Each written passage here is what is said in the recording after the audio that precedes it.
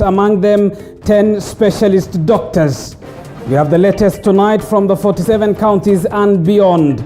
Sportsman Dennis Otieno will be bringing us up to speed with sports news. Dennis, high fly in Spain has humbled Germany. Indeed, Abubakar, a high-flying and in-form Ferran Torres bagging a hat-trick against Germany. This among the news that we're going to bring you tonight, as well as NOC organizing a workshop for athletes and trying to help them transition into a smooth lifestyle from sports into a life of retirement. This and more coming your way soon. Abubakar. Thank you, Dennis. Dennis will be joining us later on the broadcast. But first, these are the stories making headlines tonight.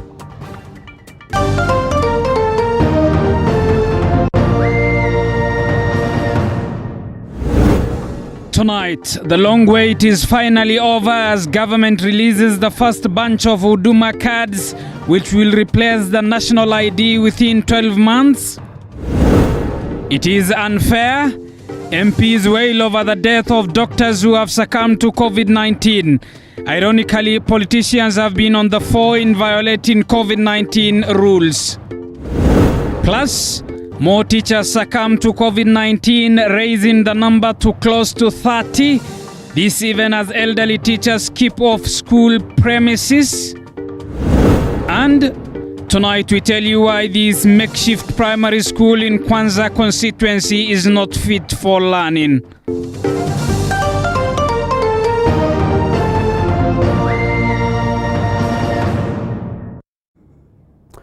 And Wairimu is our sign language interpreter. TV47 News Tonight with me, Abubakar Abdullahi, begins right now. Good evening and welcome to the broadcast.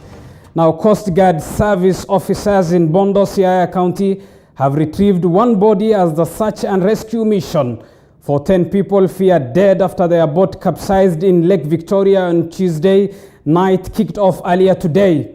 This as 10 other people, including 9 adults and 1 child, were rescued luckily by fishermen who were on a routine fishing expedition at the time of the incident.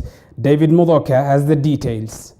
For the umpteenth time, tragedy struck on the shores of Lake Victoria, this time at Usenge Beach in Bondo, Siaya County, as residents woke up to the news of the drowning of 10 people who were aboard an Usenge-bound boat that capsized at around 11 p.m. Tuesday night. 10 others, among them a child, were luckily rescued by fishermen who were on a routine fishing expedition at the time of the incident. One body has since been retrieved as Coast Guard service officers in the area launched a search and rescue operation to retrieve the drowned bodies. According to residents, the victims, all business people from the neighboring Uganda, were transporting bananas and jackfruits to sell on the Kenyan side with the boat capsized. Sasa vile watu wetu wavuvi walikuwa bahari, wameweza kupata bidhaa zao zingine zenye walikuwa nazo.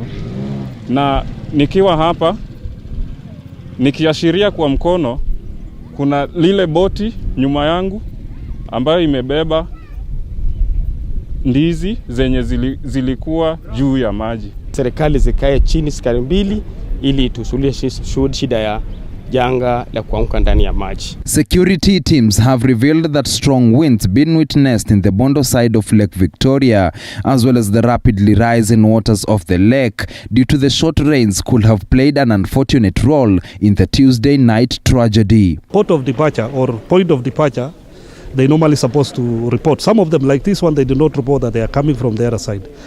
So sometimes that's also something that been overlooked by those who are operating. So mostly the blame is actually the operators. The catastrophe comes in the backdrop of another boat tragedy in Busia last month that saw 6 people drown in Lake Victoria as 7 others were rescued. David Muthoka, TV47. Elsewhere, same member of Parliament James Nyikal broke down to tears during a parliamentary health committee sitting which was discussing issues affecting healthcare workers in the country. Members of Parliament accused the government of neglecting health workers who are at the front line in the fight against COVID-19. Joash Onsare now reports. It was during the Parliamentary Health Committee sitting and representatives of health workers that Seme lawmaker James Nyikal broke down while speaking about the myriad of issues affecting health workers in the country. Easy. You can do that to your doctors and your health workers. It's not fair. It's not fair. Take it easy. The legislator accusing the government of neglecting the medics for years, including this period when COVID-19 is ravaging the country. Here I say this and I go. And finally, deal with the corruption within the system. And the three people involved in corruption is clear. The people themselves, the beneficiaries, where I want to treat all my in-laws in my wife's name. Yeah. Who unto me, if one of them dies in my wife's name, then my wife has legally died. Welfare, they are in the timely salaries of staff. We don't need to discuss. It is very sad and shameful to us as a nation to mistreat our health workers. The medic were appearing before the health committee where they submitted that they are neither covered or paid allowances as they put their lives on the line attending to COVID-19 patients. In most counties, even the ones that are currently active, if you go back through the NHIF records, and would really like NHIF when their session is here, to give you a full picture of how remittances are done from the counties to NHIF for even a period of this year, from January. And you will see that there's always half of those counties that are prescribed not on any form of cover. The Doctors' Union called on members of Parliament to come up with a law that will ensure health insurance funds directly get to NHIF and not to counties. This money comes from the taxes Kenyans pay, and we urge this Parliament to legislate and make laws which enable Treasury to remit this money directly to NHIF without it going through the county governments. If we want to save the public officers, we want to address this problem for once and for all. About 10 senior doctors are among 30 fatalities among healthcare workers who have succumbed to COVID-19, while about 2,300 healthcare workers tested positive for the virus. Health workers have been threatening to down tools. Joash Onsare, TV47, Nairobi. Our Kenya National Union of Teachers Secretary General Wilson Sosion says that the country has lost close to 30 teachers since schools reopened last month due to COVID-19. Sosion says that the threat of the virus is not on children but teachers. This even as the Chief Executive Officer at the Teachers Service Commission, Nancy Macharia, directed teachers above the age of 58 to work from home. Our Senior Education Affairs reporter Sharon Baranga with more.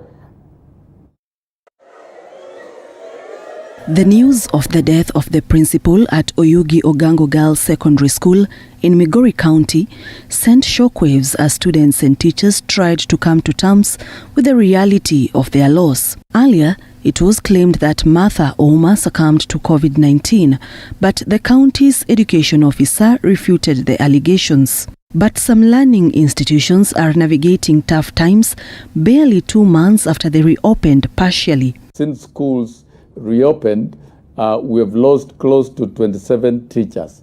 In fact, the threat of COVID is not on children. Children will be largely safe, but they will be asymptomatic carriers. The biggest group that is a threat are teachers. And we've seen quite a number of them have died. Some of the teachers suspected to have lost their lives to COVID-19 are Nyabochua Mumanyi, the deputy principal at St. Joseph's Ratigo Secondary School in Nyamira County, Gideon Opem, formerly of Kaimusi Teachers College, Peter Mwangi, principal at Karungangi Secondary School, the principal of Sikusi Boys High School in Bungoma, Mohamed Hamis, principal at Tononoka Secondary School, among others. to move into January, we must ensure that the protocols of the Ministry of Health are adhered to so that schools are safe. Government must take over the provision of masks. It is not much. It's about 3 billion for the entire year. A set of 2 masks that can last 4 months, reusable, quality, and good enough, will not cost more than 70 shillings per student. Earlier this week, the Chief Executive of the Teacher Service Commission, Nancy Macharia, advised all teachers above the age of 58 to work from home. We are encouraging teachers who are aged 58 and above, and those with pre-existing conditions to work from home as much as possible. These teachers can be utilized in offering critical duties such as preparing schemes of service, schemes of work, teaching aids, and marking, amongst others. And now, unlike other Kenyans, teachers and learners' treatment will be covered when they go to hospitals. The teachers have now a system, an insurance system that will cover them for COVID disease. As far as the children are concerned, we are going to take a very firm position as government to ensure that as government pays for children to be treated in hospital, COVID must be. Contrary to NHIF, which is telling Kenyans that it cannot cover COVID-19 illnesses, the teachers' medical scheme shall cover COVID-19 illnesses. This is one of the greatest blessings to the teachers of Kenya.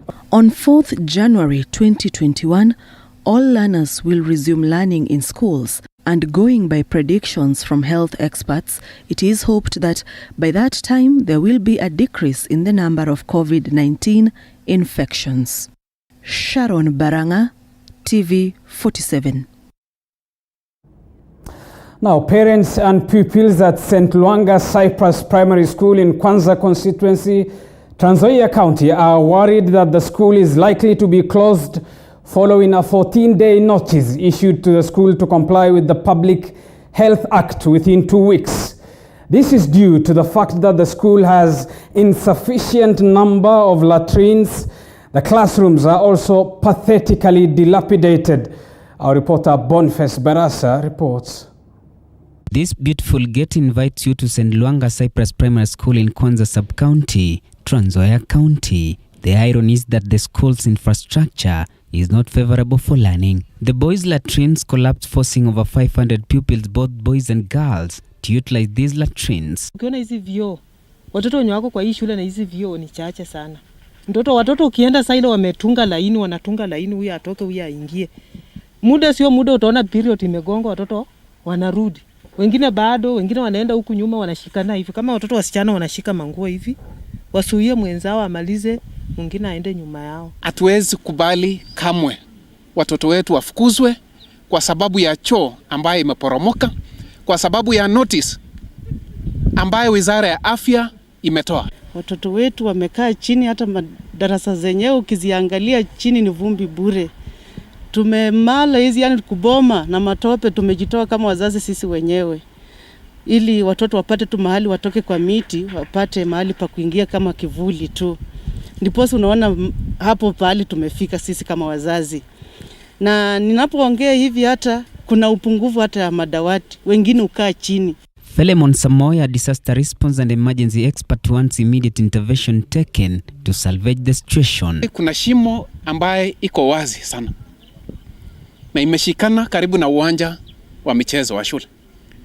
Hivyo basi ni hatari mno kwa watoto wetu kwamba shimo ambaye ni zaidi ya kimo futi 20 iko wazi. While parents are lamenting and worried about their children's safety, the head teacher Tuwei Barabara says the directive that could see the school closed will greatly affect education in this area. Mr. Tuwei is appealing for intervention from relevant authorities. Niko na wasiwasi kabisa kwa sababu hii wiki mbili hazitoshi sisi kujenga choo na pia kupata waizani, kwa sababu hata saa hizi hatujapata hata mmoja. So tunaomba ya kwamba kama watu wa county wanasikia, tafadhali watusaidie, pia wa CDF na wahisani wengine ambao wanasaidia shule kujenga choo.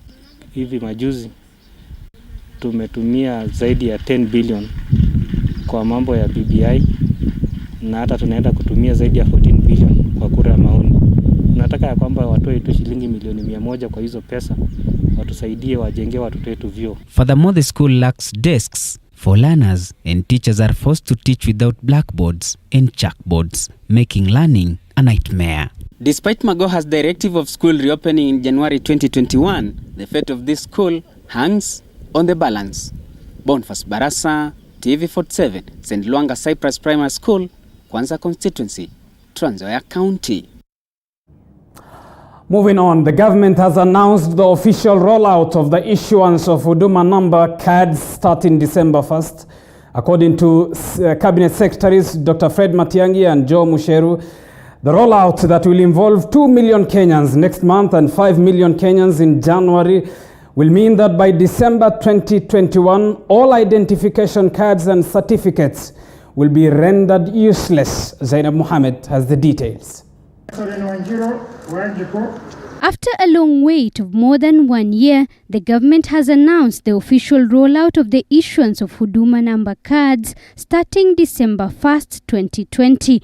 According to the government, the issuance process that will leverage the use of technology in averting COVID-19 risks will involve the recipients receiving a notification through an SMS on their phones, after which they will have exactly 1 month to pick their cards before they are sent back to the ministry. Lakini leo tunasema hii kadi ya huduma tumeanza kupatia Wakenya. The program has begun for rolling out. All the legal requirements and obligations have now been settled and the card can now be issued. We give you 1 month. Ukipata message, SMS, we'll give you 1 month to collect your card. If your card is not collected within a month, tutarudisha yote Nairobi tuweke. Ukipata SMS, utaenda mahali vile SMS inakuelekesha, upate kadi yako ya huduma hapo, uichukue. The government further says the year-long issuance process will involve 2 million Kenyans next month and 5 million Kenyans in January and end in December 2021, with all identification cards and certificates being rendered useless after that. We'll open another opportunity for mass registration in April next year. So when we open another opportunity for mass registration in April next year, those who did not register will have a month or 2 to also register at that time. So once 1 year is over, now in all government offices, we will be using this to provide services to you. It will be mandatory then for you to produce this card to get services. Interior CS Fred Matiang'i and ICT CS Joe Musheru rolled out the exercise in Kiambu and Machakos counties respectively, with the process eliciting mixed reactions among Kenyans. Nimefurahi sana juu imetufikia watu wa kwanza kabisa. Vile imelonchiwa tu siku ya kwanza, mimi nimeipata na nimeshukuru sana sana.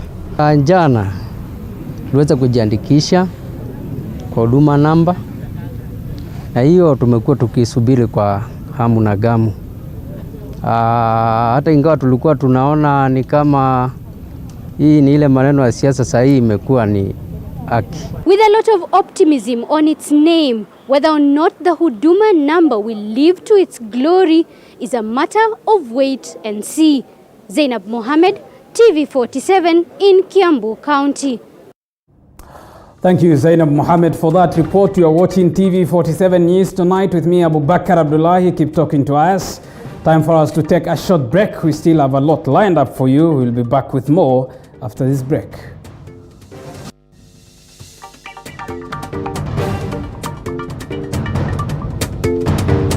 Life is a journey, and we all have ups and downs, highs and lows, and celebrities are no exception. Do you know I couldn't pay rent? Do you know there's a time I went 3 days without food? If you read my book, I ate Colgate for dinner. On Coffee with Movie, we get up close and personal. Nilizaliwa hivyo. Yes. Mimi sijawahi ona.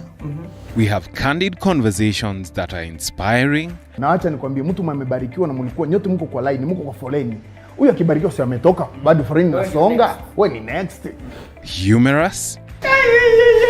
This is going to be the craziest interview ever. and life-changing. Success is value system and the legacy you leave. Coffee with Movie, every Sunday at 8 p.m.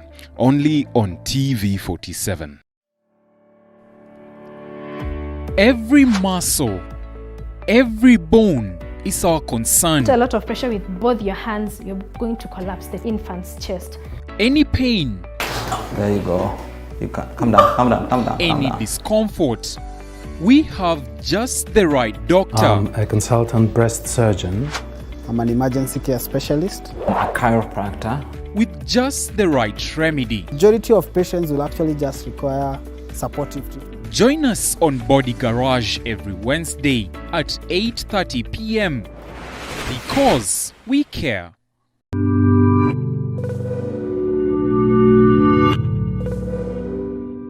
How do you like your meals?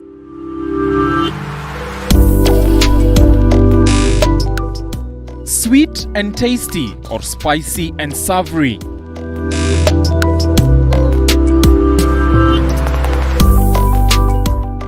On the Throwdown, we bring you our chef of the day, gives you ideas on how to make amazing meals from the comfort of your home.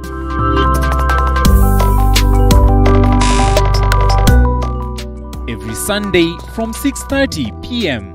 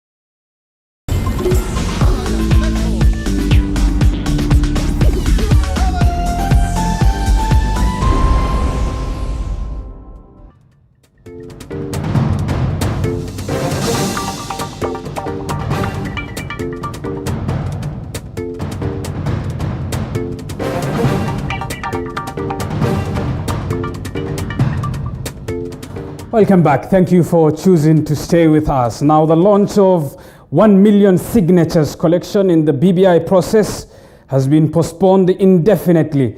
The Building Bridges Initiative National Steering Committee says that this has been occasioned by the late completion and publication of the Constitution Amendment Bill 2020.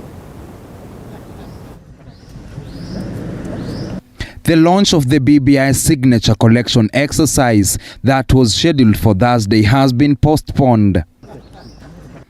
In a statement, the BBI National Steering Committee says this has been caused by the late completion and publication of the Amendment Bill 2020, which is scheduled for printing later tonight. Bungoma Senator Moses Wetangula has called on the BBI team to avail more copies in Swahili once the exercise kicks off. I want to urge the Secretariat of BBI and those involved to print as many copies of these documents as they practically can. The BBI team hopes to collect 1 million signatures in preparation for a referendum. The signatures will then be presented to the Independent Electoral and Boundaries Commission for verification. If IEBC is satisfied that the initiative meets the requirements, the Commission shall submit the draft bill to each county assembly for consideration within 3 months after the date it was submitted by the Commission. Deputy President William Ruto has already urged county assemblies to shun a forced yes-no campaign around BBI. His allies are still pushing for amendments to the report before it is subjected to Kenyans, but pro-BBI lawmakers are opposed to the amendments. Let us seize these moments. Let us avoid a contested referendum. It is doable and it is possible.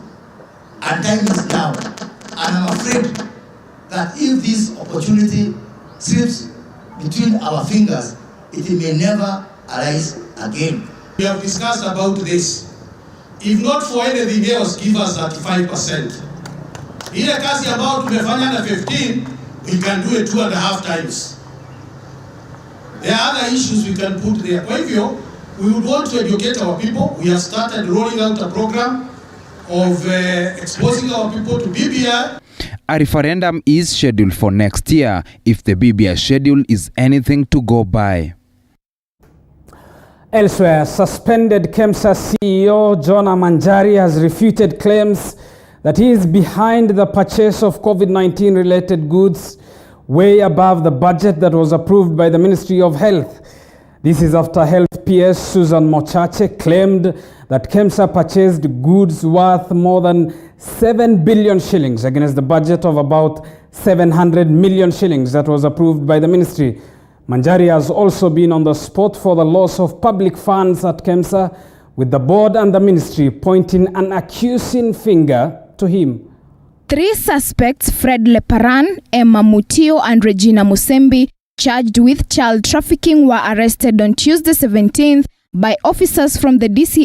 Funds probably has been the items for County X and the UHC has been bought.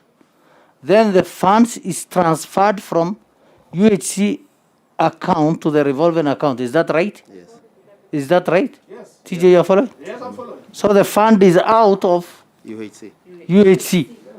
We get that point? Yes. Because here we are interested in the different accounts. Yes. So you have 7.2 within KEMSA. For UHC. Yes. Yes. You have it within KEMSA, yes. Right? And you have said, quite rightly, that you have an account for UHC, which you do not necessarily have to touch. Because what you do, you buy your things and then sell it to the counties using your capitals. And when you have sold them to the counties using your capitals, then now you debit it against, you credit it against the account of UHC. What the English you are using here is drawn down, isn't it? In simple terms, you just deduct what is in UHC and now you place here because you have already done the buying and selling and you have taken to counties. Is that correct? You to be able to just clarify on this, and the Vice has just put it in a nutshell. What we want to know is very simple, and it is what the line of thinking of Honorable Kajwang was. First of all, they have the UHC funds. If they sell, that money can be sent into their KEMSA account if they have that authority to be able to do that. Question is, so far, there's no indication whatsoever. There is no indication whatsoever. However, the CEO is here telling us otherwise because your finance manager was here and he was on Hansard and he was on Oath as well. And in his own words, despite confirming that UHC funds were used, he still went ahead and actually said that they confirmed there was no, what is the part for the, Director of Finance and Acting CEO admitted there was no approval for usage of UHC funds on the COVID-19 response. Gives you a budget as KEMSA, that this is a budget for UHC and this is a budget for KEMSA, this is what it is, Ministry of Health.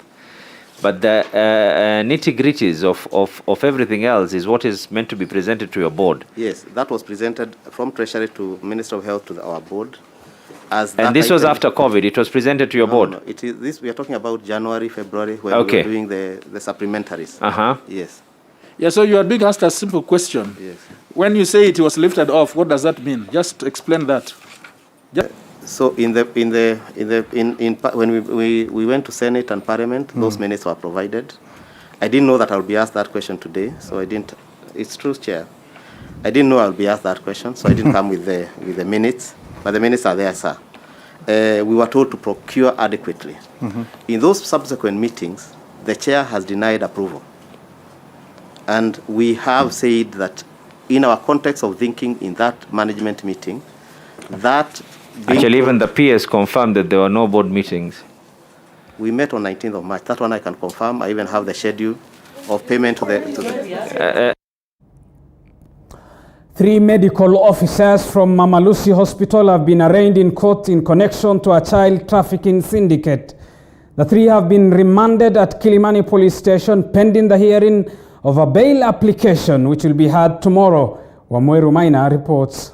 3 suspects, Fred Leparan, Emma Mutio and Regina Musembi, charged with child trafficking were arrested on Tuesday 17th by officers from the DCI after a media report. According to the documents provided in court, the first correspondent is seen in a clip negotiating with an undercover journalist to sell a child that had been abandoned at Mama Lucy Hospital.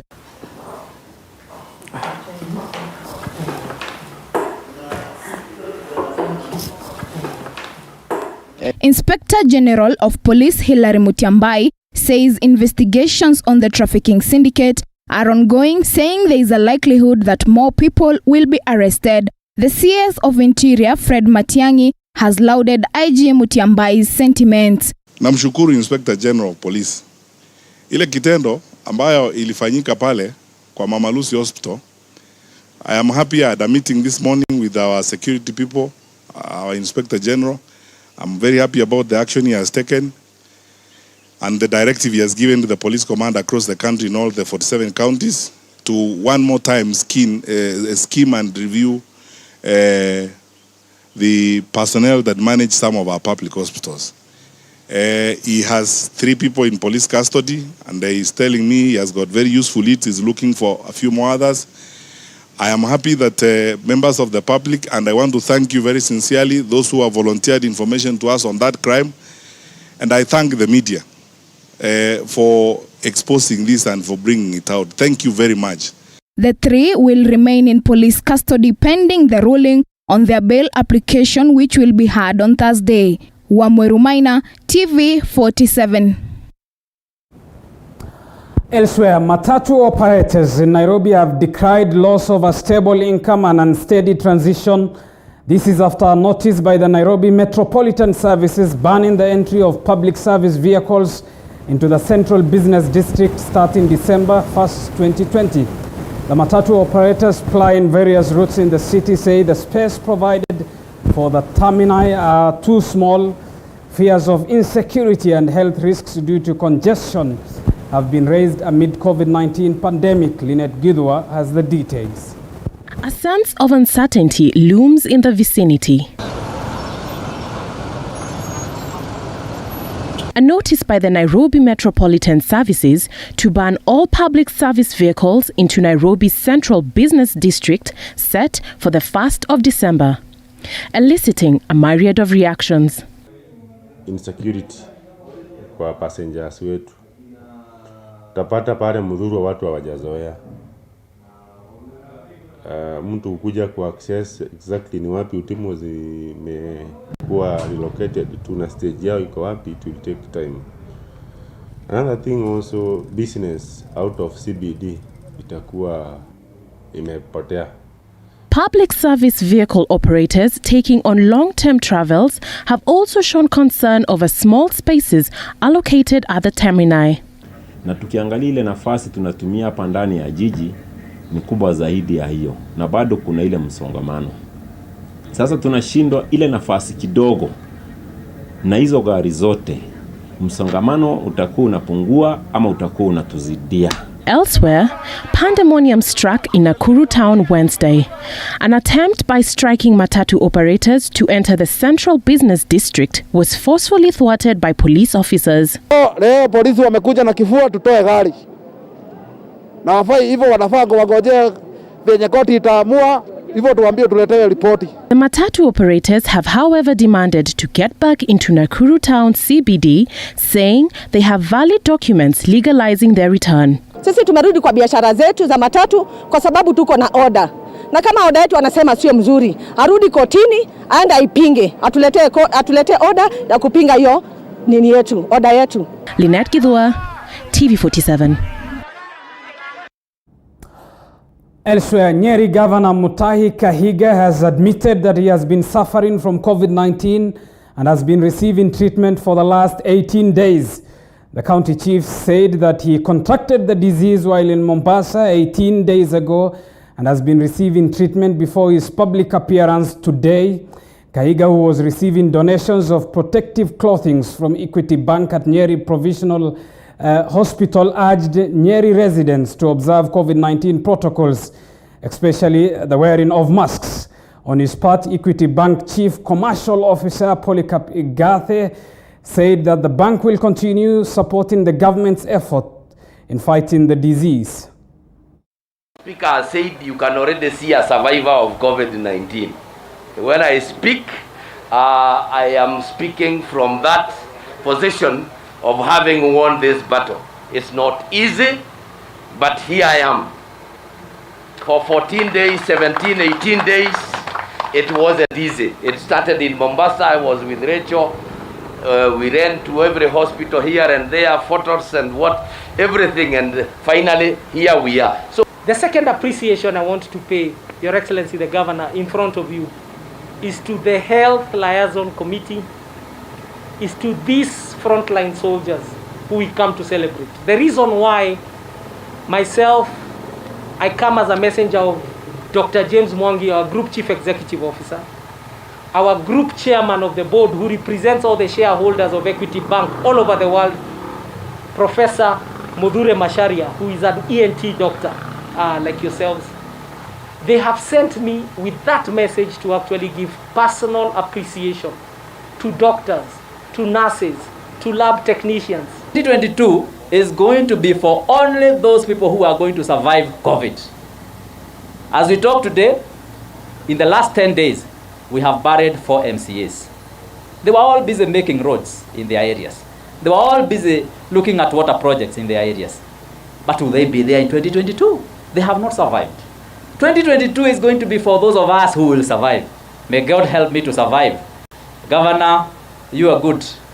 Wewe uko sawa. Wewe uko sawa. Your tick is tick.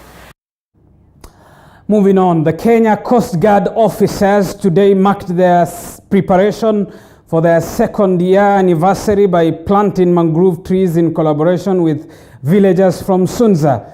And as Mariam Mwacharo reports, the exercise serves as a rehabilitation as well as a conservation effort. Officers embraced the mangrove planting activity with the locals in a bid to realize the president's directive to Kenyans to ensure 20% forest cover across all counties. According to research, the mangrove have various benefits to both humans and the marine ecosystems. Oceans and the coastal ecosystems are very important because they contribute to the people's lives and welfare. They regulate our climate. They generate oxygen and help in the sinking of the carbon. They provide coastal protection. As you can see, the mangroves roots, they stop the waves from destroying our coastline. We also know that mangroves are also very important because they provide habitats for the breeding and the feeding of the fish. Tunza villagers were delighted about the mangrove planting activity, citing benefits for the community by providing means for economic growth and heritage. Sasa hivi tuko na tatizo kubwa ambalo ni la mabadiliko ya tabia nchi, yani climate change, ambayo imeathiri sihaba katika dunia hii.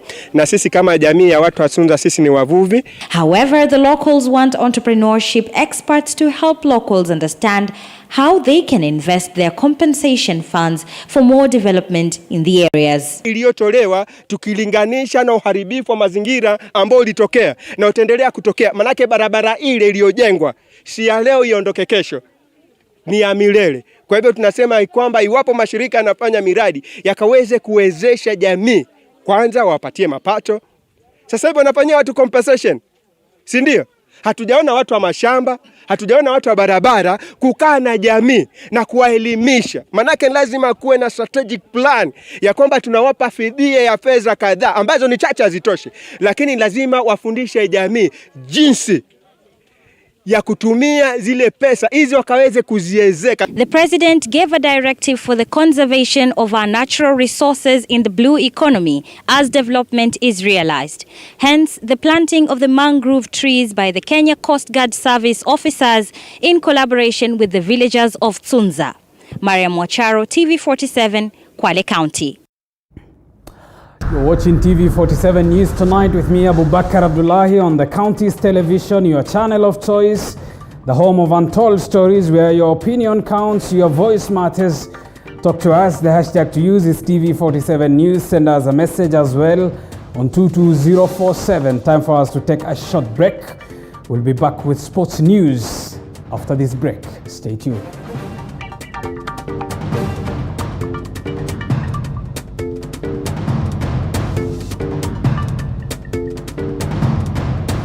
Life is a journey, and we all have ups and downs, highs and lows, and celebrities are no exception.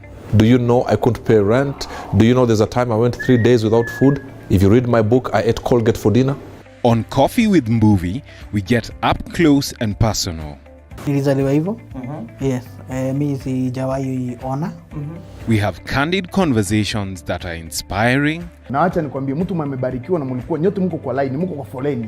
Huyu akibarikiwa sio ametoka, bado foleni inasonga. Wewe ni next. Humorous.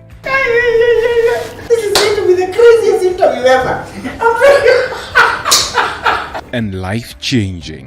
Success is value system and the legacy you leave. Coffee with Mbuvi, every Sunday at 8 p.m. only on TV47. Every muscle, every bone is our concern. A lot of pressure with both your hands, you're going to collapse the infant's chest. Any pain. There you go. You can come down, come down, come down. Any discomfort. We have just the right doctor. I'm a consultant breast surgeon. I'm an emergency care specialist. A chiropractor. With just the right remedy. Majority of patients will actually just require supportive treatment. Join us on Body Garage every Wednesday at 8:30 p.m. because we care.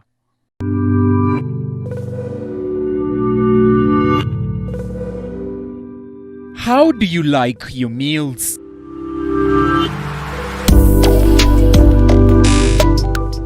Sweet and tasty or spicy and savory?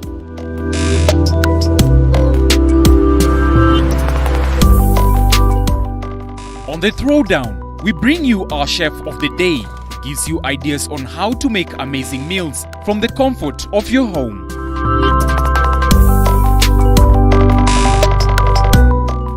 Every Sunday from 6:30 p.m.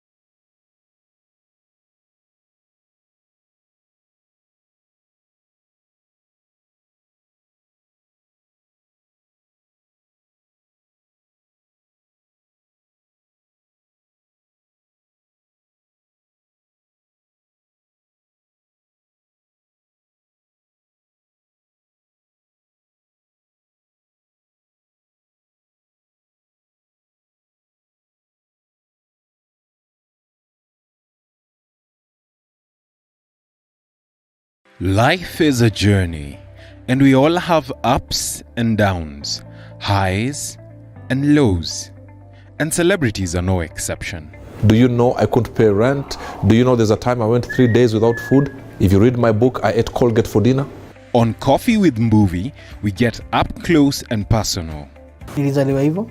Yes. Mimi sijawahi ona.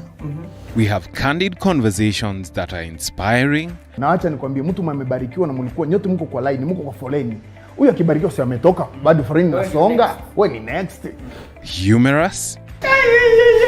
This is going to be the craziest interview ever. And life-changing. Success is value system and the legacy.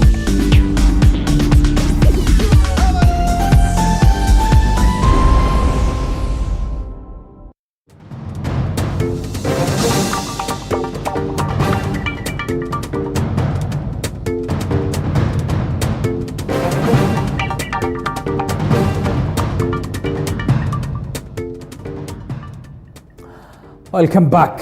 Now, Singishu County Director of Education Gitonga Mbaka was today grilled by the Ethics and Anti-Corruption Commission EACC over an incident in which Education Cabinet Secretary Professor George Magoha allegedly insulted him early this month.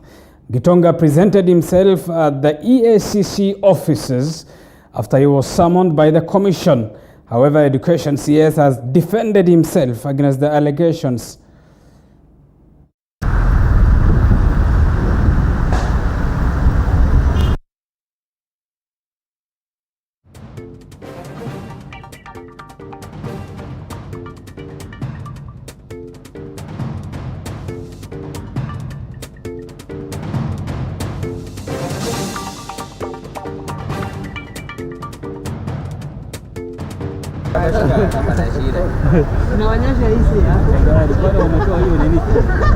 Mr. Gitonga here. Yes, in fact, he came here. We just wanted him to shed light on what transpired at Langas Primary School. We learned this from the public that there were some issues that occurred, and we wanted him to shed light. Basically, we cannot discuss this as a matter of investigation because it is quite at a very early stage. we may not have, we cannot discuss what we really asked him. That's all. If you have a child whom you love very much, and the child puts the hand, is going to put his hand in a machine that is going to cut it, what do you do to that child? Do you allow the machine to cut the hand first? What do you do? You can even shout or hold the child. Does that mean you hate that child? So let us be realistic as we demonize ourselves, because all that we are doing, as far as I'm concerned, I am serving the weakest link. I'm serving that child that perhaps has no parent. I'm serving that child that perhaps lives in the